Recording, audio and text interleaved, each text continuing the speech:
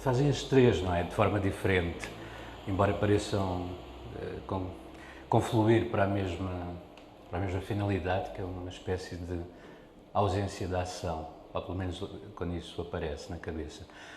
Mas eu das três, se calhar, prefiro o ócio, porque férias é um...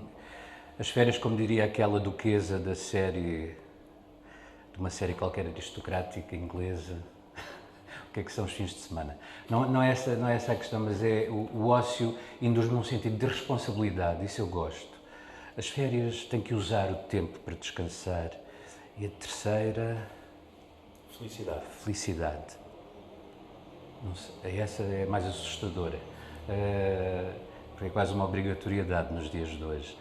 E os pontos de felicidade que eu consigo determinar no percurso da minha vida são de momentos de crise. E depois, os momentos que eu lembro com mais felicidade são momentos de crise. Portanto, a felicidade, enfim, é também, claro, estar com alguém que se gosta, ter dinheiro, comer bem, essas coisas. Não sou muito rebuscado nisso. A felicidade é como se apresenta o bilhete postal. E eu acredito em bilhetes postais. Há uma paisagem mais bonita do que uma paisagem feia. Há pessoas que têm, ao olhar, são mais bem parecidas do que outras que são feias. Hoje em dia as pessoas têm de dizer isso, relativizam tudo para não magoar ninguém. Porque hoje gosta-se de um relativismo um bocadinho estéril, a meu ver. Mas pronto, voltando ao ócio, o ócio induz-me numa desorientação do meu percurso do dia-a-dia ou do meu percurso de um determinado período em que eu digo agora vou fazer um intervalo e ponho-me ao sabor da minha vontade, que para mim é sempre qualquer coisa bastante equívoca, porque a vontade leva-me sempre ao erro. Mas estou livre, digamos, uma semana não vou pensar em termos de metodologia da minha vida, acordar às 8 ou que roupa vestir hoje. Eu tenho uma espécie de legalismo.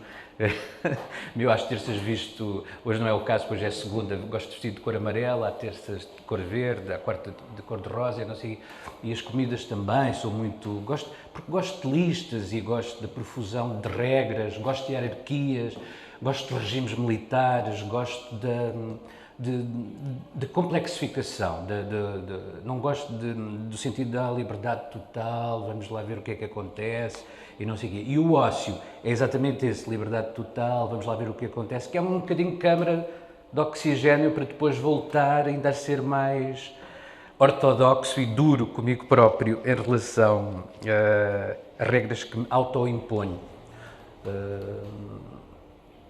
Mesmo quando, por exemplo, eu agora vinha para aqui e vinha só a passear na rua e vou observar as pessoas, claro, isto é aquela coisa do clichê do ator que observa, que é para depois, naquele teatro que ainda se constrói a partir da composição de personagens, tirar uma coisinha deste ou daquele. Mas estou sempre, nunca consigo dizer, olha que interessante, isso é, não sei, eu estou sempre a esta cor, a não sei o quê. É uma coisa muito negativa que há em mim, mas eu pergunto também se há uma amargura que me permite todos os dias ainda continuar, porque eu comprazo-me às vezes na amargura e nas coisas que correm mal. Gosto disso, Lembro-me uma vez quando fui, agora estou a derivar já, quando fui para o serviço militar obrigatório, pensava que chatice, ninguém quer ir, toda a gente tenta escapar, pelo menos os homens, naquela altura as mulheres não iam. E eu pensava que ia ser um período terrível e hoje é um dos períodos que eu lembro mais felizes da minha vida e nada aconteceu lá de extremamente feliz, foi só aquelas rotinas, correr com a arma às 8 da manhã, são sempre cenários absolutamente que eu acho que são impossíveis de tu respirares, mas depois são sempre preços, ou um período de doença no hospital, ou um ataque de pânico que eu tive numa certa altura, e esses são os momentos que eu guardo com mais saudade.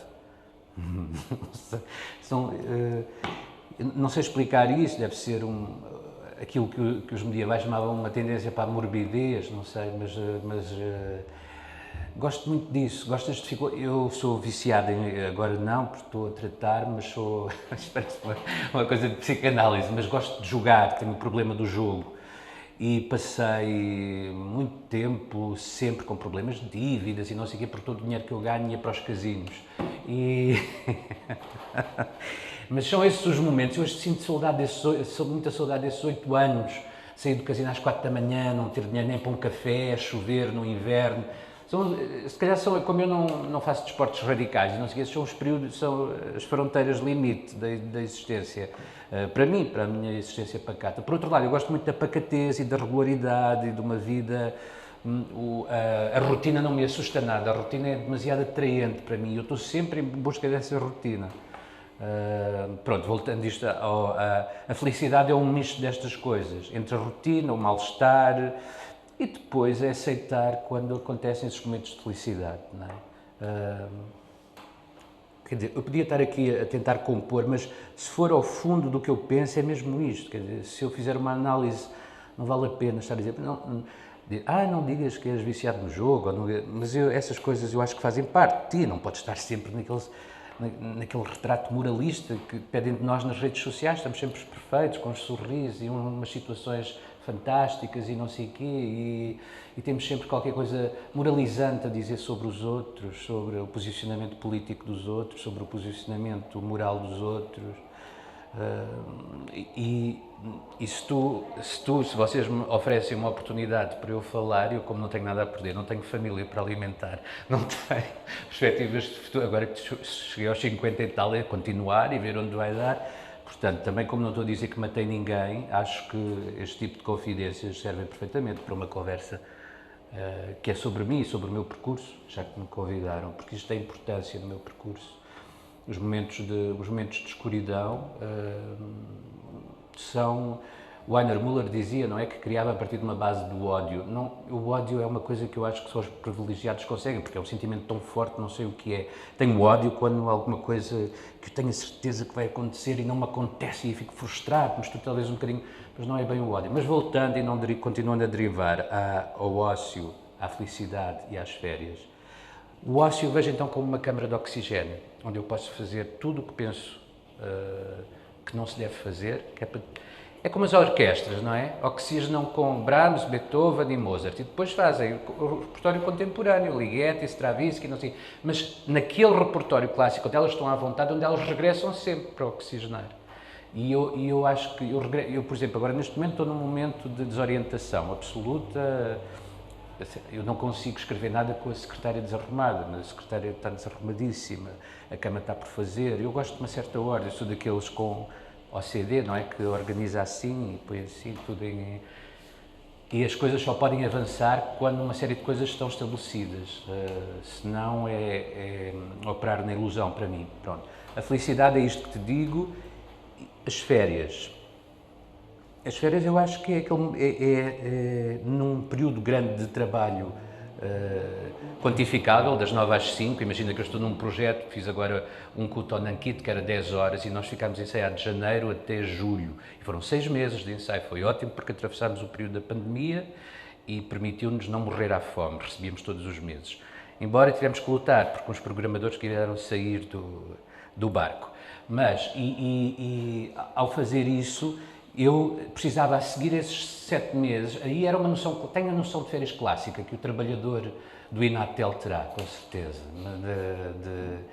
de descansar ao fim de um tempo que pode ser duro de trabalho. Como tu precisas do domingo para descansar, eu preciso do domingo para descansar e para ir à igreja, porque sou católico, praticante, uma raridade no mundo das artes contemporâneas portuguesas, mas preciso muito. Para mim é mais importante ir à igreja do que descansar. Mas preciso desse dia, no dia de descanso, que está descrito na Bíblia e devia ser sagrado. Faz muita confusão sair ao domingo e ver cafés abertos e pessoas a trabalhar. Nisso sou muito intolerante. Não percebo, mesmo essas pessoas não sendo crentes, porque é que não têm direito a um dia de descanso. Estou a falar um domingo para eles ou pode ser outra coisa qualquer. Acho que devia ser obrigatório, não é? Pronto. Mas nestes períodos do ócio, tu precisas ter sempre muito cuidado, porque... Como eu te digo, que existem pessoas agradáveis a olhar, pessoas desagradáveis a olhar, há momentos que te levam para um túnel qualquer de carga demasiado negativa.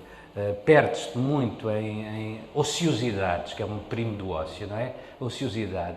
Hoje, por exemplo, as discussões na internet sobre pontos de vista, Facebook, Instagram não tanto, porque é um meio mais vácuo, as pessoas põem imagens, as pessoas que não sabem escrever preferem o Instagram. E ficam ali, eu acho que isso essa é a parte do ócio que é mais tóxica, que é chamada ociosidade. Vou experimentar, fazer uma análise de laboratório de opinião, não sendo expert em nada, vou fazer... Eu estou a misturar aqui os dois planos, o plano do dia, da meia-noite ao meio-dia, ou do meio-dia à meia-noite, e o plano digital, porque ele consome muito tempo, mesmo para escrever, para mandar mails. Tenho o Facebook aberto, tenho o Instagram aberto, e portanto, hoje esta existência já se confunde, não tenho nenhuma alergia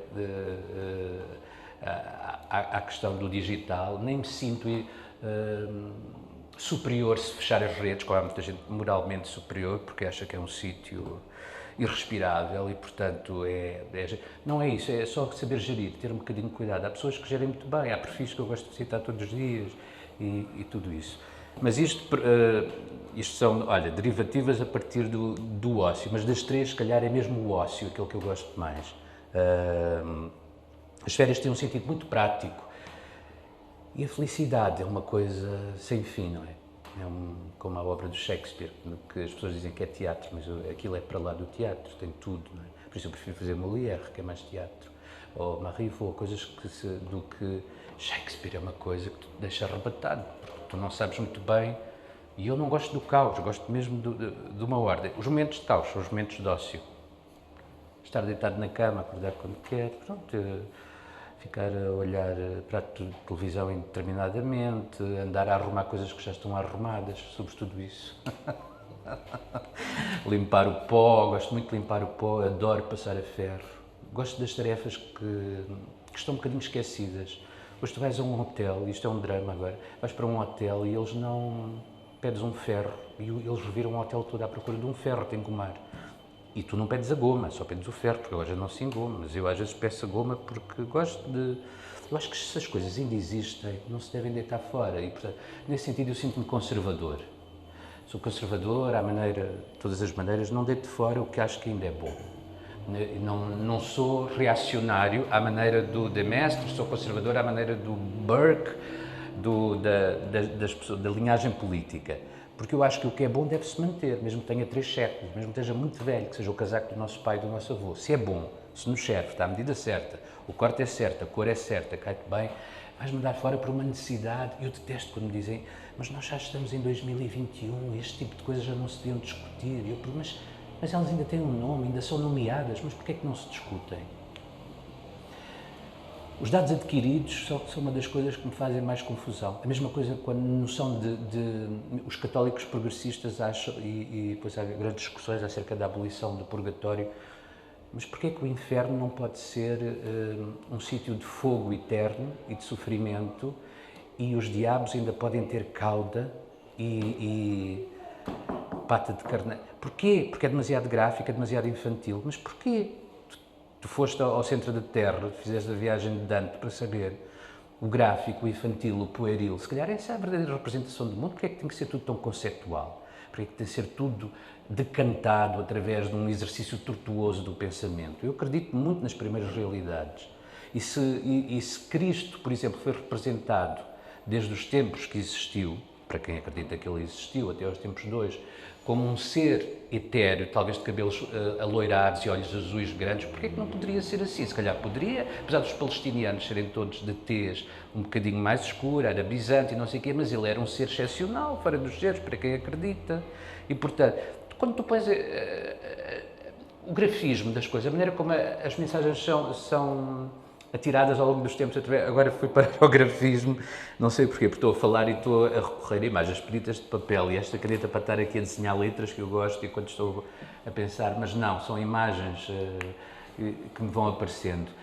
Esta coisa de rejeitar um raciocínio muito figurativo, por ser básico e ser pré-escolar, e ser mitológico. As pessoas que hoje em dia professam a fé ainda estão arraigadas à mitologia.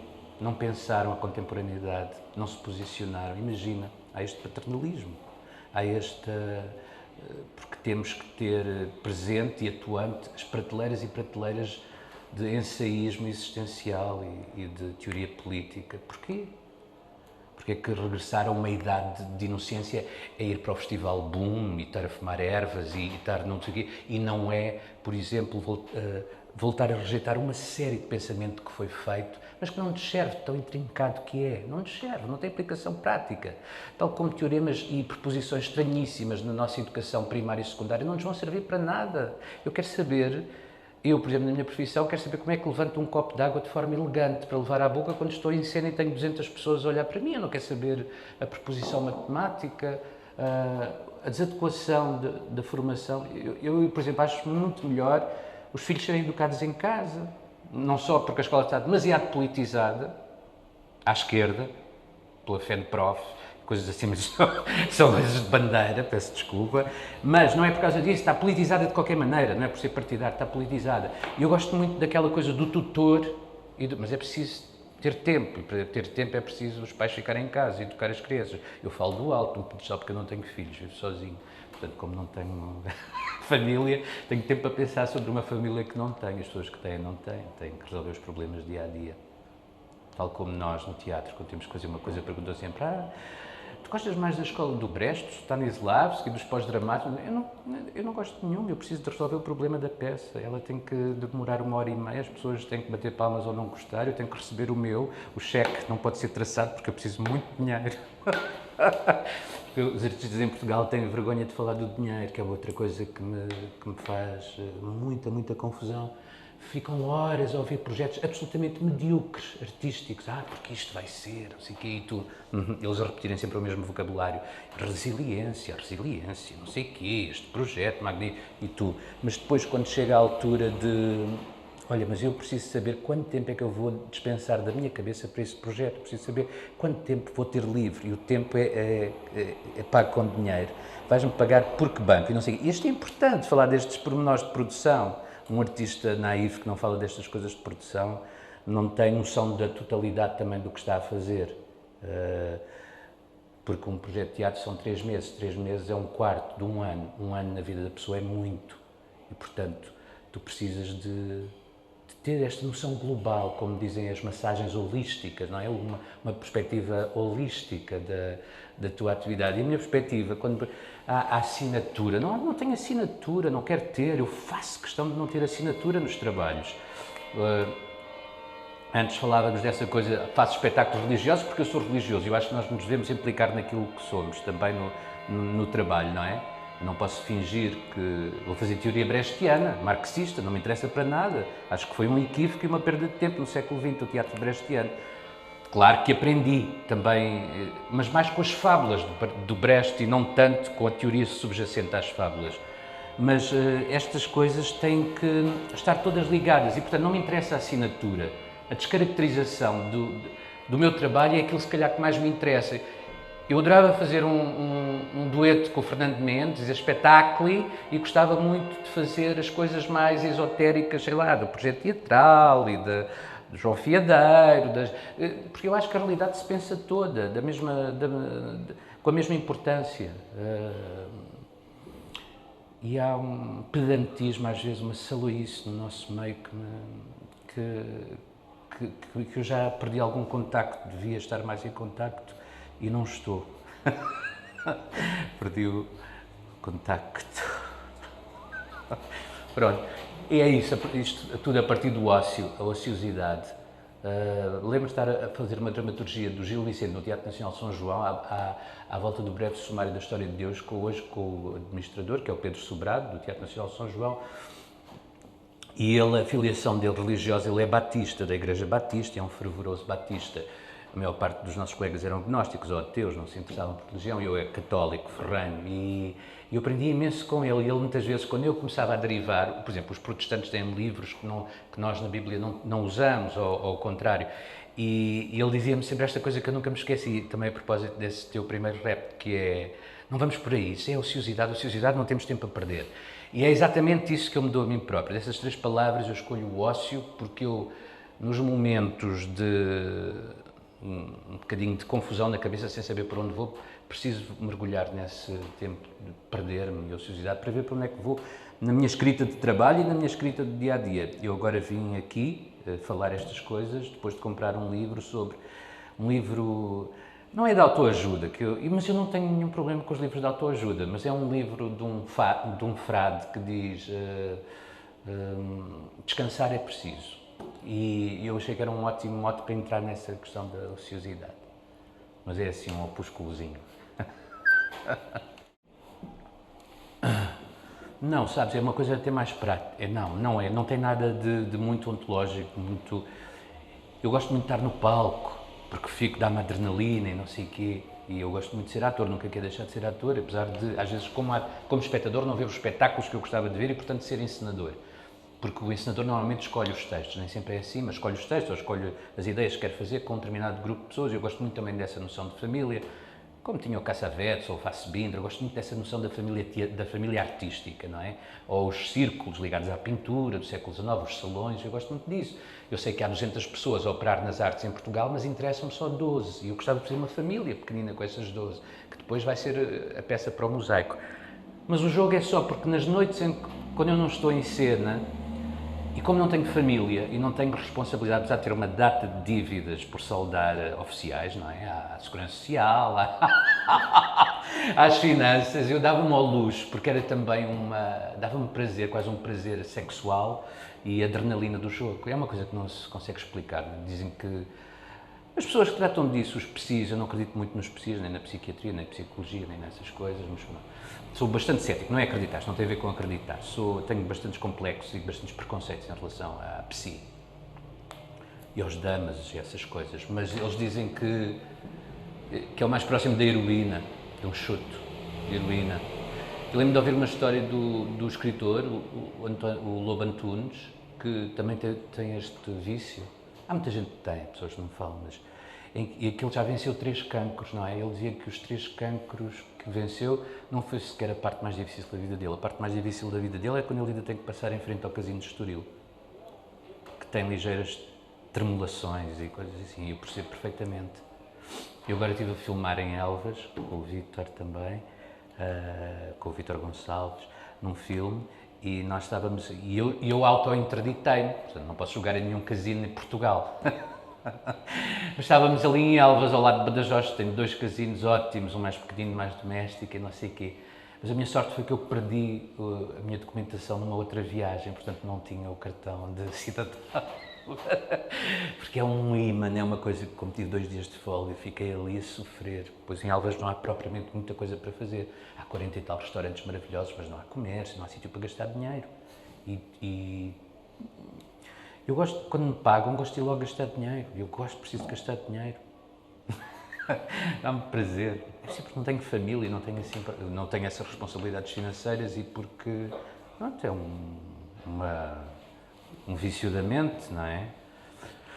Mas isto a propósito do jogo, não tem nada... E depois eu gosto muito do ambiente do jogo, gosto daquelas velhotas já de 80, 90 anos, se calhar já cheias de cancro, a fumar, a beberem whisky, vêm uns meninos muito bonitos ter com elas dão notas de 56 para elas irem jogar às slot machines, gosto do cheiro a tabaco, gosto dessa liberdade das pessoas beberem whisky, fumarem, gosto do cheiro das alcatifas, gosto do cheiro a mofo, gosto daquelas pessoas desesperadas que estão atrás das máquinas a ver, porque já gastaram tudo, e gosto quando sai à noite esse cenário apocalíptico dos invernos, ali à volta por exemplo, eu quando chego ao Porto vou logo para Espinho, são 27 euros o táxi, eu tenho tudo apontado nas anotações. Quando vou, qual foi a Troia também, quando estive em Setúbal foi a Troia, assim, sou um louco por casinos, porque gosto do ambiente todo. Gosto das pessoas que o frequentam, são pessoas desesperadas, mas que acreditam todos os dias que aquilo revigora, não é? Estão às 2h50, já fazem uma fila, os casinos abrem aqui em Lisboa, não sei o quê, às 3 da tarde, não é? Às 4 e às sextas e aos sábados, tenho que... E então dizem assim, hoje veio trabalhar, hoje estou a pegar mais cedo no trabalho. Mas eu adoro esse mundo, quer dizer, e depois esta coisa, tu tens ali, começaste a noite com 3.000 euros, imagina, levaste 3.000 euros, uma noite, e estás com 5 euros já só no fim, porque perdeste tudo em 1 hora e meia, às vezes, se a noite for boa, pode render a noite toda. Então assim, guarda estes 5 euros para o táxi, ou se calhar isto ainda me pode dar um jackpot, por exemplo, nas slots, mas no pano verde a mesma coisa, na relote francesa, na relote americana, no blackjack, essas coisas todas. Mas também gosto de raspadinhas e eu gosto do jogo todo, sabes? E isso não me posso interditar. No outro interditei-me durante 5 anos, vamos lá ver. Gosto muito do jogo, não sei o que é essa adrenalina, não é? Que é uma coisa também próxima quando tu tentas atrasar o orgasmo, não é? É aquela coisa, aguentar mais um bocadinho ali também, já não tens dinheiro nenhum, mas estás ali porque ainda pode. São as atrações da vida e saber que uma cidade tem isso, porque as aldeias não têm. Uma cidade, estás numa cidade e podes usar tudo, não é? Podes ir a um restaurante, podes ir a um cinema, a seguir podes ir perder para um casino, podes ir a uma casa de prostituição, podes ir, não sei, não é a cidade, não é? O Santo Agostinho dizia que na cidade era um sítio de perdição, porque as pessoas estão todas muito mais juntas. O campo e o rural é muito mais próximo da santidade, porque o humano só faz lixo e é vicioso. Eu comecei eu nasci em África, em Moçambique, e depois quando cheguei a Portugal, isto para abreviar, comecei a tomar realidade com esta coisa do teatro. Eu vi também com 6 anos, portanto antes dos 6 anos não tinha realidade nenhuma. Comecei a ver peças na televisão, peças estrangeiras, logo em bom, não perdi tempo com o português. Não, na RTP dava umas peças fabulosas, o Jorge Silva Melo apresentava aquele programa de teatro e havia umas... E comecei a ver filmes, não sei, vi 2 ou 3 filmes que me influenciaram muito, da vida das marionetas, do Bergman, coisas assim ligadas a uma decalagem do teatro, mas ainda assim de teatro, não é? E lembro-me de ver, já não me lembro que texto era, de um grupo de teatro, de atores alemães apanhados num bombardeamento, já quando Berlim estava a cair, dentro de um teatro, todos muito politizados e com um discurso fantástico, todos eles. Não era o autor, nem o dramaturgo, nem o encenador, todos os atores tinham um discurso politizado. E eu achei que o ator era uma profissão magnífica, onde se podiam discutir com outros. Eu gosto de falar e gosto de discutir e não sei. Eu lembro, esse foi um clique. Outro clique foi quando comecei a ir ao teatro mais próximo da minha casa, que é o Teatro Experimental de Cascais, e vi aquelas pessoas magníficas, a Maria Albergaria, a Fernanda Borsatti, a Maria do Céu Guerra, iam lá, faziam parte daquilo, a Lia Gama depois, a Alexandra Lencastre começou lá. Eu gosto muito da questão das mulheres no teatro, que é o sítio de excelência também, o Santos Manuel, que era fantástico e não sei o quê.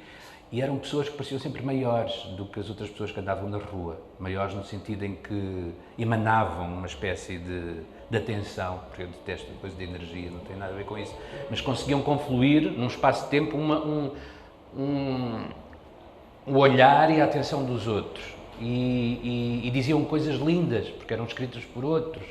E o mesmo espaço, de 3 em 3 meses, era reinventado. E a noção de cenografia, pronto, tem a ver com isso. E havia peças que não me tocavam em nada, mas havia outras em que eu não percebia o que é que essas outras diferiam daquelas que eu não gostava, mas elas tocavam numa corda qualquer em que essa coisa acontecia, esse milagre acontecia de tudo fazer sentido. E eu sempre me interessei essa coisa da natureza do teatro, quando é que o teatro se estabelece. Não foi tanto por virtuosismo de haver um bom ator, ou 2 bons atores, ou um bom texto, ou uma boa encenação, se bem que eu adorava, o sentido espetacular, ainda adoro, trabalhei agora com ele várias vezes já, o Carlos Avilés, adoro o Carlos Avilés, dos encenadores históricos, é talvez o meu favorito, e trabalhei já com muitos, e dessa noção de espetacularidade, de perder-nos, quando entramos para o teatro, ficar ali as noites a ensaiar e perder-nos, como no casino de Macau ou no casino de Las Vegas, tu podes entrar, dormir, tomar banho e nunca precisas de contactar com a realidade porca. E no teatro é a mesma coisa, mas o teatro acaba, os ensaios tens que ir para casa, tens família, não sei o quê. Mas foi aí, há um misto de várias coisas, não é? De ver essas peças na RTP2, de começar as minhas primeiras idas ao teatro e achar que havia seres fabulosos dentro do teatro que não havia em lado nenhum. E às vezes meter medo, depois percebi o que isso era, não é? É uma espécie de, não chamo de construção de personagem, nada disso, mas é uma espécie de transfixação, como diziam os ingleses. Transfixas-te num determinado momento, porque as luzes se apagam, porque há um projetor sobre ti, porque tu... E como eu também gosto muito de ritualizações e de magia, e do sentido do oculto e tudo isso, o teatro sempre tem ligado a essa parte do oculto. Eu gosto muito de teatro comercial, de revista, não sei o quê, por causa da mitologia ligada a isso, mas é este teatro mais denso, mais escuro, de textos de pessoas pessimistas e depois outros lados mais... porque as circunstâncias do teatro são estas, e depois há uma coisa no teatro que me agrada muito, que é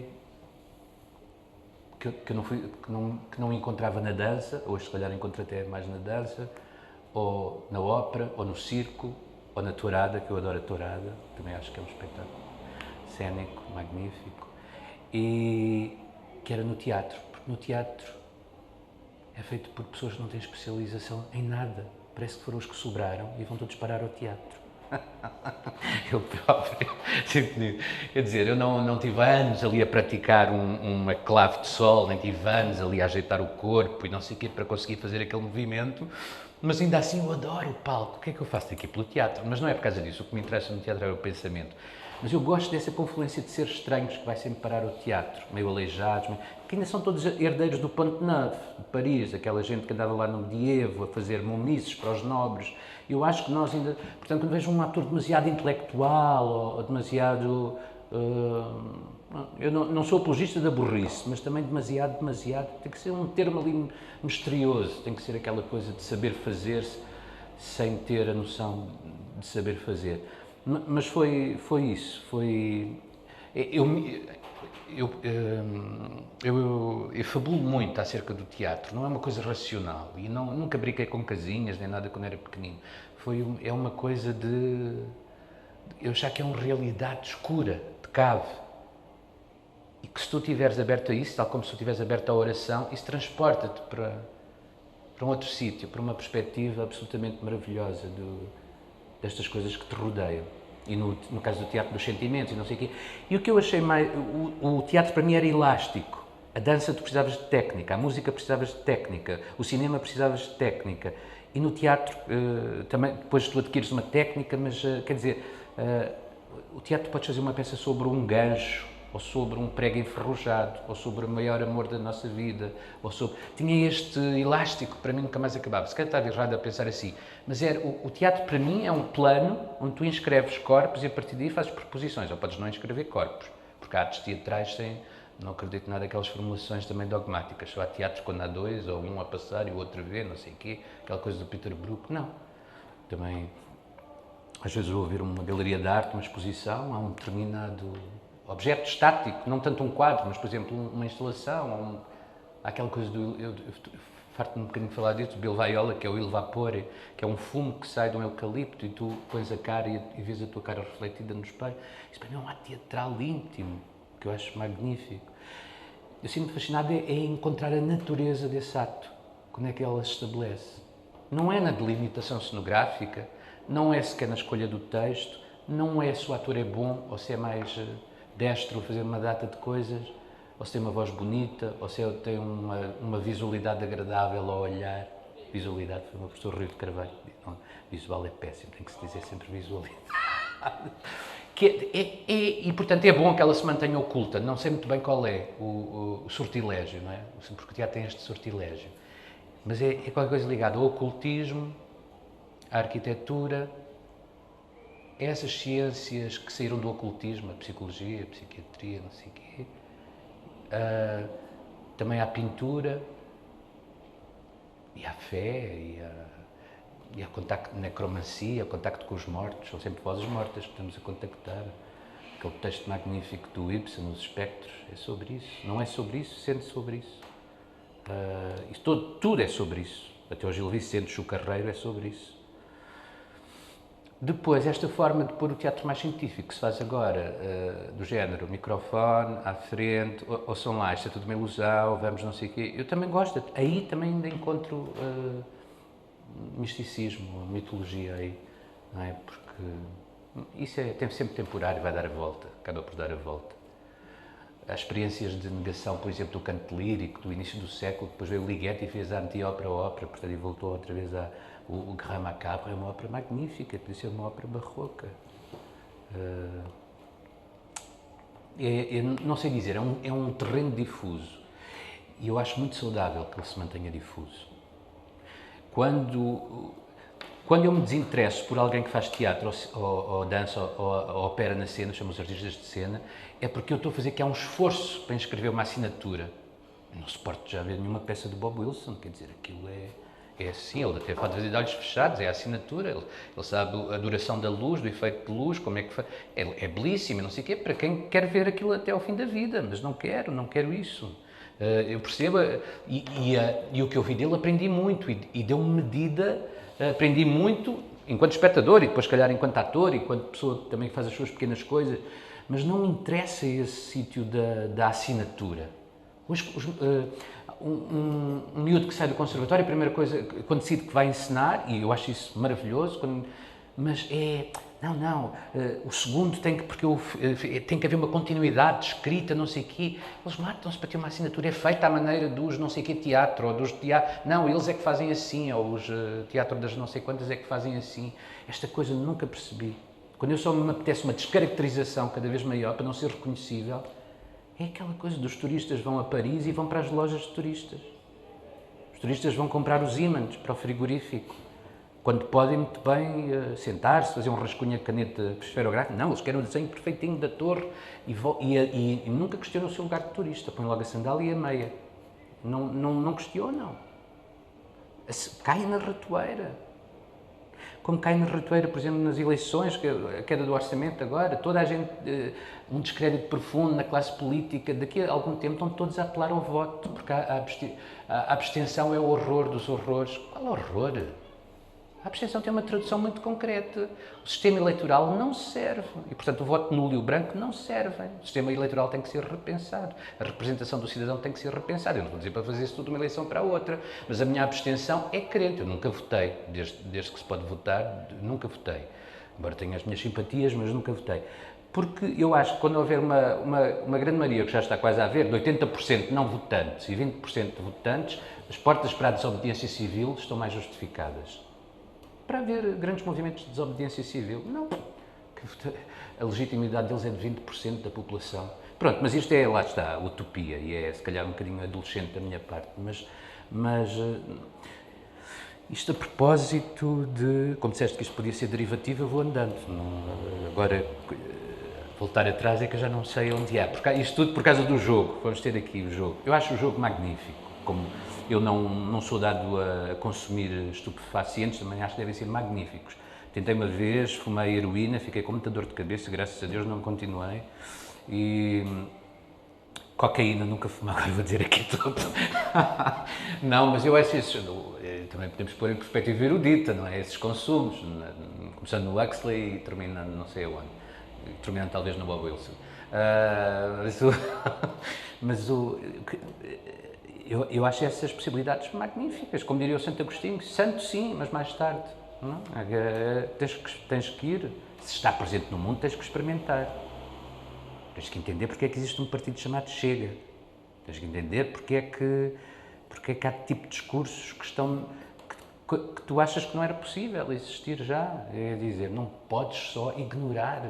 Há pessoas que dizem, quando fazem uma grande cura de um determinado vício, ou não sei o que dizem, o passado para mim acabou, não interessa. Isso é outra coisa, não se percebe, não é? É mentira, estão-se a enganar eles próprios, não pode, tem que conjugar tudo, mesmo um passado traumático. Assassinaste 3 pessoas, acabaste por ter um beneplácito do Marcelo Rebelo de Sousa, sais da cadeia. Mas essas 3 pessoas vão ficar lá sempre contigo, isto nunca vai, quer dizer, não sei, estás a perceber, não, por mais que tu precises mesmo de limpar, que é para não te anulares, mas isso nunca vais limpar. E é bom que nessas experiências negativas tu encontres uma perspectiva qualquer, doentia, às vezes, de felicidade. Há uma obrigatoriedade de felicidade que me estrangula, ouve lá. Não, está mesmo assim no limite, os discursozinhos da gratiluz e da gratidão e da ai guerreira, tu consegues, estas coisas do, ouve lá, estou mesmo a seguir, devo ir para a Hungria, do Vítor Orbán. Estás a ver? Mas isto leva as pessoas, porque depois de um período muito revolucionário, vem sempre um período hiperreacionário, uma coisa convida a outra. Esta estupidez de abolir o grego e o latim, e de rasurar o Mark Twain porque é racista e porque não sei...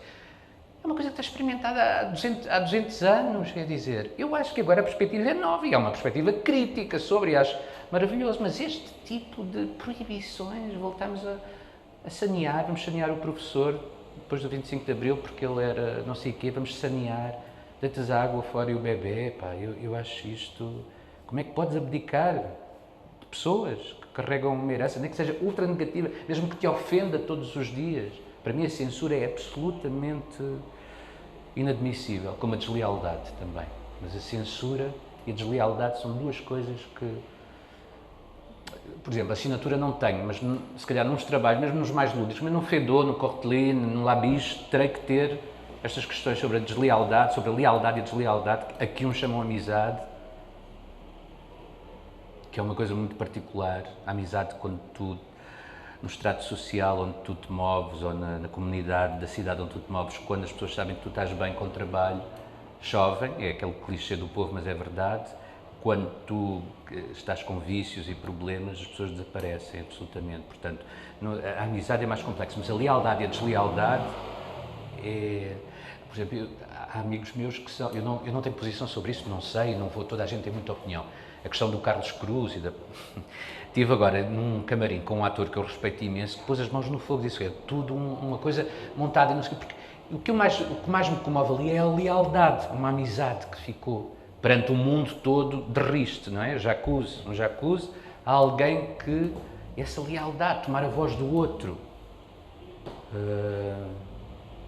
E isso eu admiro. Isso é o mais próximo da amizade que eu acho. Que também tento pôr nos meus trabalhos. Estas coisas que nos acontecem todos os dias e que tens que refletir, de cantar e pôr nos teus trabalhos.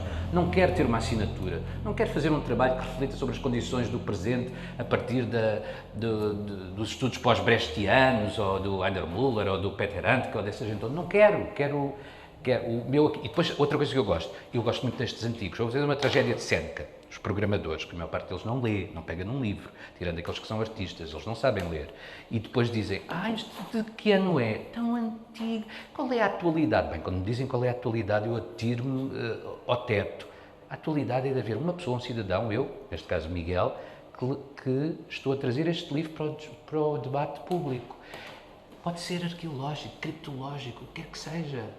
Há uma pessoa na comunidade que está interessada, quer potenciá-la para outros verem e outros vão ser convidados a estar presentes nesta discussão. A atualidade, quer que eu traga o quê? Os livros sobre a condição do Me Too, o pós-colonialismo todo, os estudos LGBTQI, ORS, TUVXZ, não posso, não, isso toda a gente traz, tanta gente que faz esse trabalho tão bem, não quero, e a atualidade é uma coisa, a atualidade é o que tu decides que é a atualidade.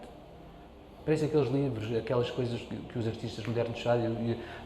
São só riscos, isso também eu podia fazer, o meu filho faz isso.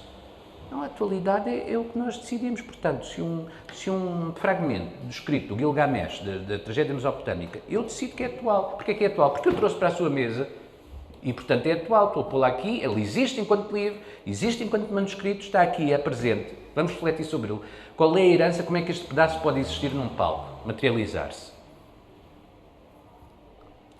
As linhas de programação não são pensadas, por exemplo. O teatro que há, as performances e não sei o que numa cidade, não são pensadas. Elas são, também porque nós somos poucos artistas, mesmo assim, neste país.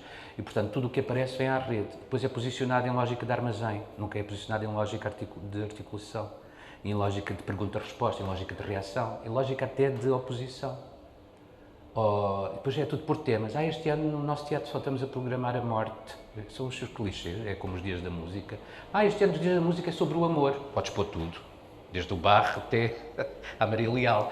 Não sei, mas as pessoas, quer dizer, e depois ninguém escrutina isso. Enquanto que os movimentos políticos, ele não sei o quê, disse um número que está errado, não sei. Mas eu adoro ler entrevistas nas partes culturais. Dizem-se as maiores barbaridades, tirando uma outra pessoa que às vezes refere, porque não se escrutina. E, portanto, tudo é aceitável, tudo é... E é este o meu ponto reacionário, sou bastante reativo em relação a isso. E aceito que sejam contra mim, aceito que me destruam também. Eu gosto de sítio onde existe entropia. Por exemplo, o PC perdeu imenso agora. Não há discussão. O CDS está a desaparecer, mas está efervescente, está ali a atividade, não se interessa se são movimentos bárbaros do que são. Mas eu prefiro assim. Onde as coisas se atacam, se fazem demolição, destruição, reposição, têm que ser reposicionados de uma forma radical. Os barões, por exemplo, do CDS, Nunes Melos e não sei o quê, que andaram anos, 19 anos, não conseguiram fazer nada pelo partido, acham que têm uma autoridade moral sobre um rapaz que, pronto, pode ser ingênuo e se calhar com ticos de ditador, mas eu acho muito mais giro ele mandar aquela tralha toda embora. Que horror, eu tenho tantos amigos, eu tenho uma série de amigos que saíram agora e não vou falar sobre isso, mas eu gosto disso, sabes, quando tu já não consegues operar, há que arrasar. Eu acho bem o orçamento de ida abaixo, quer dizer, se eles não se entendiam, aquela tríade, que ficou 6 anos e toda a gente na altura desculpa lá pôr aqui um bocadinho de partidarice aqui, mas 6 anos na troika, na Passos Coelho, Secretaria de Estado, que eu não sei o quê, pronto, aumentámos para o Ministério, 6 anos com a anuência, normalmente, da zona ideológica que faz mais pela cultura, em qualquer sítio, pela arte e pela cultura, que é a esquerda, quer dizer, tem essa noção, não sei, em termos históricos, ao longo do século XX. Nada. Um estatuto para o artista que, enfim, é aquele queijo suíço e aquelas lacunas, e uma rede de teatro já com 100 teatros inscritos, mas que para aí 75 não têm programador artístico nem pensamento à frente, eles são um armazém, onde eles vão pôr Tony Carreira, Maria Leal, e depois põem, se calhar, um bocadinho lá a Vânia Rovisco, não sei, um nome, as coisas assim que me aparecem, alguém que faça um trabalho mais de investigação, ou que... Porque não há. E depois dizem que há, e não sei o quê. Pronto, isso é a deslealdade com quem confia neles. Isto também gosto que apareça no meu trabalho, mas nunca sobre teatro, não me interessa nada fazer teatro político, nem teatro de posicionamento, nem engajé, não sei o quê. Interessa-me a questão do mistério, do grande mistério no teatro. É isso que me interessa. E, portanto, vou desde o paródico até ao tento fazer até a uma coisa mais historicamente informada, como dizem na música clássica. Porque eu acho que aí tudo vive, tudo é possível, não é? É como teres este coisa e o nosso tempo de hoje permite-nos só isto. E eu não quero esta forma, eu quero voltar ainda àquela. Se era uma outra, ir alargando isto. Hoje é impossível fazer as peças em um ato do O'Neill onde as coisas eram de negros, escravos, que eram feitos por brancos com a cara pintada. E tu percebes esse tipo de coisas, mas de coisa em coisa vai até qualquer dia, tu não podes pôr figurar uma senhora de saia num espetáculo, porque isso é uma forma de redução. Ou, como existia agora, eu não sabia, um amigo meu que escreve guiões para cinema disse: há um livro que explica como é que tu podes não ser acusado, depois do filme estar feito, de... Então qual é? Por exemplo, a personagem feminina tem que encontrar outra personagem feminina e que falem de um tema que não seja o tema dominante no filme. Um dos protagonistas tem que ser não sei o quê, o outro tem que ter... outra tem que ser esquimó cega, não sei, estás a perceber? Pronto, isto é, e claro que estou a caricaturizar, serei carimbo de reacionário, mas a questão é essa, isto faz-me aflição, agora tem que ter um manual então tenho que formatar a ideia, mesmo que a ideia sair de um frico monstro, sair da minha cabeça, eu depois serei castigado pelo insucesso do meu trabalho. Chegou esta coisa da nova língua, do neutro, tudo isso. É vómito de jato, mas pronto. Santo, gosto muito da noção da santidade, gostava de ser um santo. Mas santo, no sentido, santos que assassinaram uma data de gente. Santo, que primeiro beatificado, primeiro venerável, depois beatificado, depois canonizado. Mas não sei ainda de quê. Apesar de já ter 51 anos, ainda não sei o que é que ando aqui a fazer, mas gostava que a Igreja me santificasse. E eu não... a Igreja, sim, eu preferia que fosse a Igreja. A santidade, eu acho que é onde todos nós queremos caminhar, queremos ser boas pessoas. A santidade é... Todos nós temos alcance de ser santo. Nós dizemos, o santo é uma coisa. Não é. Não tem que ser milagreiro, nem tem que ser mártir. Na liturgia da Igreja, tu celebras os santos com a cor vermelha, porque todos deram a vida, a maior parte deles foram também mártires. Depois, a partir da Idade Moderna, podias ser santo sem ser mártir. E hoje podes ser santo, acho eu, sem... por exemplo, eu gostava de praticar a pobreza e a castidade. A pobreza pratico às vezes involuntariamente. Vais ser artista em Portugal e tens meio caminho andado para a santidade na questão da pobreza. A castidade é sempre complicado, não é? É complicado, porque mesmo que tu não estejas deitado a fornicar com ninguém, as práticas masturbatórias afastam-te também dessa questão da castidade. Portanto, a castidade é tu superares a tua condição animal do corpo e praticar muito o jejum, ou seja, não necessitar. Eu adoro comer, adoro beber vinho, whisky, gosto de todo tipo de bebidas, embora não tenha o vício do alcoólico, mas... Isto são os 3 obstáculos para mim. O mundo, não é? Que vem do mundo. O mundo, a mundanidade. O mundo é sempre inimigo. O mundo e a carne são os 2 grandes inimigos da santidade, não é? A carne, nas suas várias facetas, e o mundo, como diria Santo Agostinho, o mundo, tu encontras mais mundo na cidade do que no mundo rural. E é um sítio pleno de vício, a cidade é um sítio só vício. E as pessoas dão-se às vezes por interesses e por troca, por negócio, como dizia o Coltês, outro dramaturgo que eu gosto, não é? A minha amizade contigo, por mais que esteja travestida, como é que se diz? Travesti, não sei, que esteja mascarada de uma amizade de lealdade, e aí por isso que me interessa a lealdade, a maior parte das vezes, em 80% das vezes, nestas relações da cidade, da urbe, do cosmopolitanismo, que o pessoal que frequenta o Lux gosta muito de utilizar esta palavra, ainda gosta, e ainda existe Lux, e existe espírito Lux, que é o mundano, não é? Esta coisa é mentira, isto é uma negociação sempre, mesmo quando eu digo que tu és o meu melhor amigo. Eu sei que estou-te a dizer isso porque tu operas no cinema e vais-me dar tempo de antena e tu vais dizer não sei o quê porque precisas de uma coisa minha e ele é disfarçado como sinceridade, mas isto é sempre, porque isto é um vício da cidade. Nós existimos num espaço geográfico curto, na cidade, nós estamos diluídos pelo mundo inteiro e cada vez estaremos mais e os vícios vão nascendo, porque o humano com o humano dá sempre vício. O humano com planta, com animal, dá outro tipo de coisa, desinteressada se calhar. Mas isto é filosofia própria, rasca e minha, hein?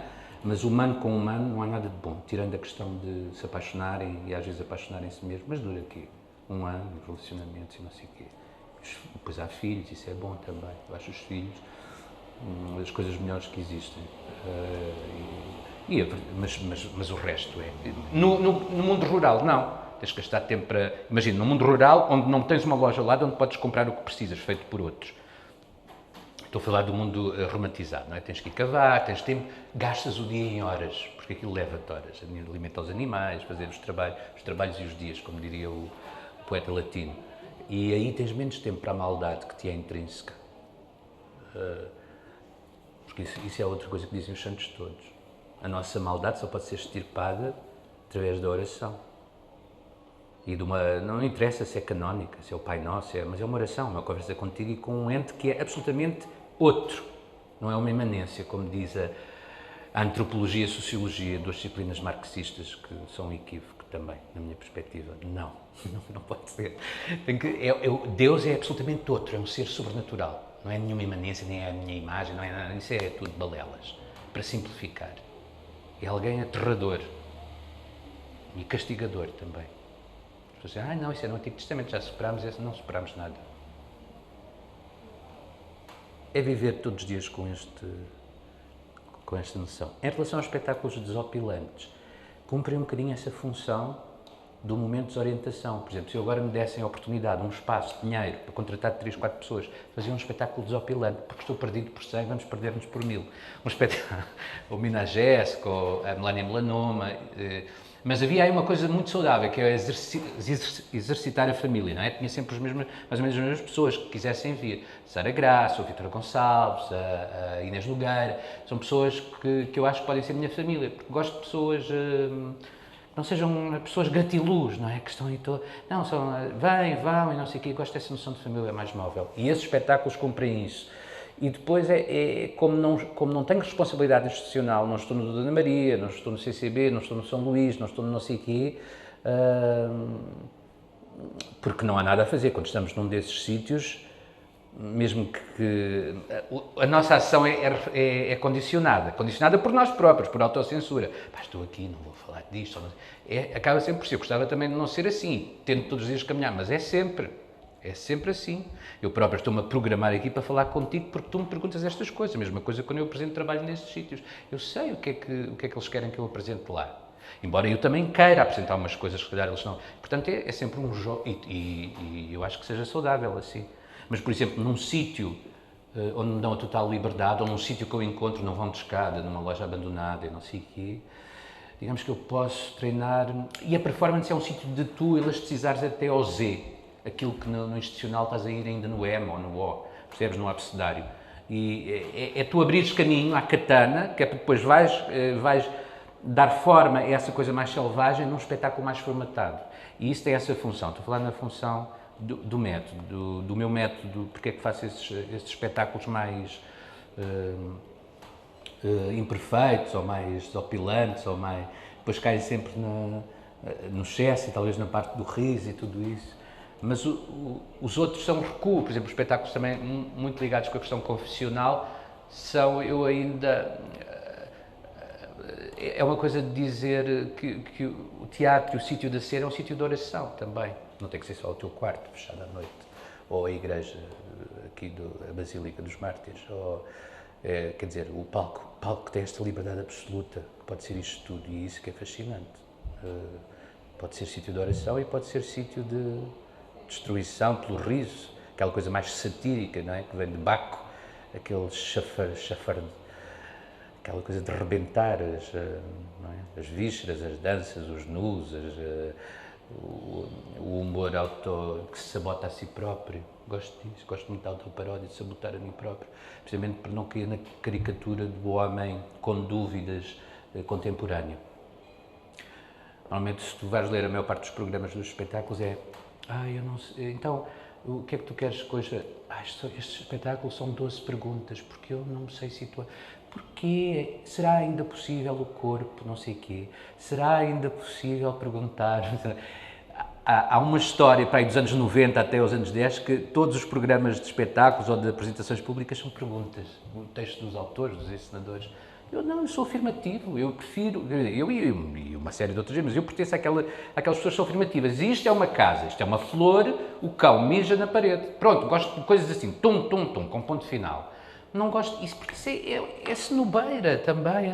Eu não sei, isto é sobre a memória, o corpo, eu não sei o quê. Então, na dança, isso até me arrepia. Mas depois há os bons que fazem isso, depois há os epígonos, porque a maior parte é sucedâneo, mas depois há 2 ou 3, por exemplo, eu quando vi a Poesia Selvageria da Vera Manter, tive um êxtase. A primeira vez que eu vi a Artaud, já tinha visto tantos grupos de teatro que iam atrás desta coisa, do sentimento de utilizar o palco como um sítio de celebração, sem ser preciso um sacrifício de nenhum ser vivo, era um sacrifício do sentido que se operava ali, era fantástico. E uma série de outros espetáculos também, estou a falar disso, mas a Marlene Freitas, quando faz aquelas pulsões do corpo dela, aquele movimento que ela utiliza, e as bacantes, foi os melhores bacantes do mundo que eu já vi, Eurípides. Foi feito por uma tipa da dança, que não utilizava nenhuma palavra. E tem a ver com isso. O palco é mesmo para mim um sítio misterioso, onde às vezes se atinge uma interseção qualquer entre espaço e tempo, tudo faz sentido, tens uma iluminação. É quando naqueles dias, por exemplo, Santa Teresa de Calcutá, que é conhecida como a Santa da Escuridão, não é? Ela dizia que nos últimos 15 anos de oração de vida dela, antes de morrer, ela sentia-se a orar para um sítio escuro. Não, era mentira, não estava a falar, e ela era uma mulher absolutamente de crer. Ela orava e não sentia nada do outro lado. Portanto, todos os dias ela ia para a cama com a certeza naquela noite não encontrou Deus. Portanto, e punha sempre, durante 15 ou mais anos, não teve nunca mais o apelo que teve no início, mas continuava a obra dela a fazer. Depois há críticos, claro, dizem que ela era muito fanática, não sei. Mas esta coisa é magnífica a Santa da Escuridão. Isto a propósito do quê? Da Santa da Escuridão com o que vinha anteriormente. Já não me lembro porque é que eu fiz esta ligação. Dos bacantes, do ritual. Exatamente. De não haver forma naquilo que para nós apontamos, não é? Ela apontava a oração dela para um sítio que já só havia ausência, escuro e tudo isso. A ausência eu não gosto, porque é muito parecido com aquelas coisas de memória, coisas poéticas que gratiluz. Mas uma ausência não é ausência, mas um escuro, uma escuridão, um quarto escuro. E a Marlene aponta para ali, quando, por exemplo, eu nunca fiz os bacantes, mas outros bacantes que eu vi, porque perguntava depois de ver o espetáculo, porque elas nunca apontaram para aqui. Isto é o espírito, isto é vivo, isto é a Grécia viva aqui. É aquele pulsar demoníaco dos mistérios de Eleusis, da transfiguração dos corpos, do início dos tempos, de começarmos a pensar nesta relação da representação para o outro. Estamos a representar, a influência divina desce em nós e nós emanamos. Esta coisa magnífica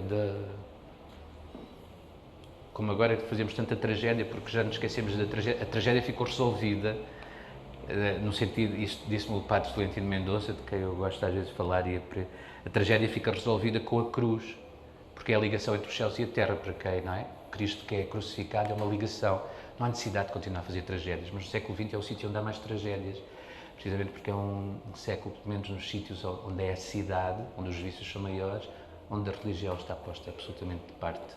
E há a necessidade de voltar à questão de dialogar com os deuses e com a tragédia. E esse também é outra das linhas que eu penso muito quando penso. Há várias coisas a explicar porque é que faço trabalhos mais desopilantes, porque é que faço trabalho. É só o espanto do mundo. Ouve lá, Vítor, tu estás no mundo e as coisas vão-te espantando. E quando não tens filhos para alimentar, nem trabalhos para fazer, tens mais tempo. E o tempo é precioso, percebes? E começas a pensar nestas coisas. Mesmo às vezes o telejornal, a SIC, o TVI, Correio da Manhã TV. Não interessa. Todos os dias nascem estas que depois... Opa, tu às vezes também te fazes autocensura. Para, estás a ser pretencioso, não tens nenhum curso de filosofia. Mas é formas de pensamento, em te lançar perguntas para o teu trabalho. Não pretendo escrever nenhum ensaio. São coisas que eu depois aproveito e até são lúdicas, a maneira depois como tu as apresentas em palco, não é? E as várias formas de seres ator em filmes e não sei o quê, é este mundo também. Porque eu acredito mesmo na coisa mais desinteressante, normalmente fazer sessões em novelas. Está aqui, Dona Rosa, o seu pão, por exemplo, só de ir lá de manhã dizer isto. Mas eu acredito que aí tu podes encontrar até uma fisga qualquer parecida, sei lá, com Goethe, com Shakespeare, com Chekhov, pode haver aí um momento. Porque eles dizem ação, mas tudo para o tempo e tu é que geres. Pronto, é como nas mesas de galo, onde temos que dar as mãos e isso para, quer dizer, o que dá a volta para, confluência dentro do círculo.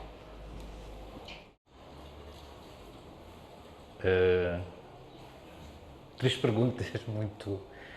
Três, que são só uma, mas têm a ver com essa coisa. Eu, como gosto do sentido da infinitude, são três coisas muito de áreas diferentes, que é... Porquê é que um terreno entre dois prédios não pode permanecer em baldio?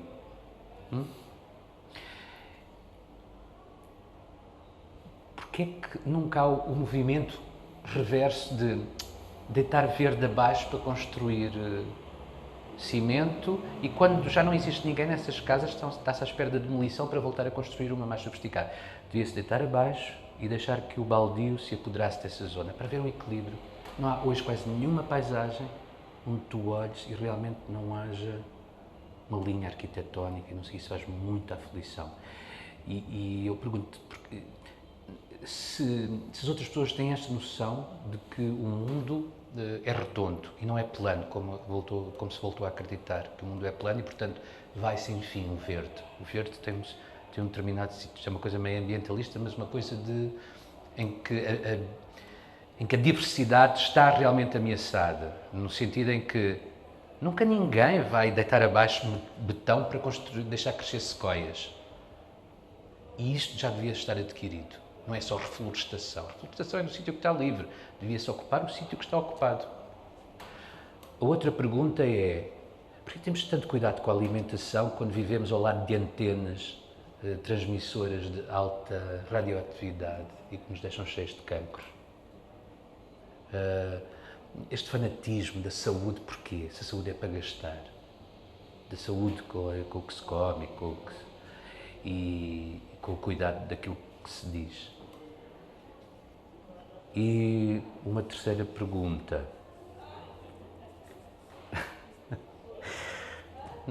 São só duas.